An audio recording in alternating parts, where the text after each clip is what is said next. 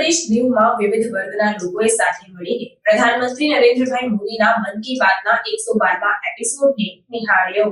પ્રધાનમંત્રી નરેન્દ્ર મોદીએ મન કી બાતના 112મા એપિસોડમાં દેશવાસીઓને સંબોધન કર્યું ત્યારે તારીખ 28 જુલાઈ 2024ને રવિવારના રોજ સવારના 11 વાગે દીવના ગાંધીપરા વિસ્તારમાં આવેલ કોમ્યુનિટી હોલ ખાતે પ્રધાનમંત્રીના મન કી બાત કાર્યક્રમને નિહાળવા માટેનું આયોજન કરવામાં આવ્યું હતું। ત્યારે સંઘ પ્રદેશ દીવમાં વિવિધ વર્ગના લોકોએ સાથે મળીને આ કાર્યક્રમ નિહાળ્યો હતો।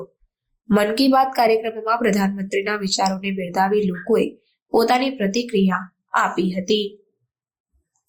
અમને આજ સુધી 17 હપ્તા 2000ના મળ્યા છે, કુલ 34000 રૂપિયા મળ્યા છે। એમાં અમે ખેતી ઉપયોગી ખાતર, અમે દેશી ખાતર, પાંદડાનું ખાતર બનાવી અને બધામાં વાપરીએ છીએ પાતકી ખેતી માટે। પાતકી ખેતી એનાથી સારો લાભ મળે છે। લોકોને પણ અમે અવેરનેસ કરી અને વધુમાં વધુ ફિશિંગ બિઝનેસ સાથે લોકો જોડાય તેવી પેલું કરીએ છીએ। આ બિઝનેસમાં અમને ભારત સરકાર તરફથી એક KCC લોન તરીકે પર ફિશિંગ બોટ દીઠ 5 લાખ સુધીની સહાય આપે છે। તો હું તમામ ફિશરમેન વતી ભારત સરકાર તેમજ નરેન્દ્ર મોદી પ્રધાનમંત્રીનો ખૂબ ખૂબ આભાર માનું છું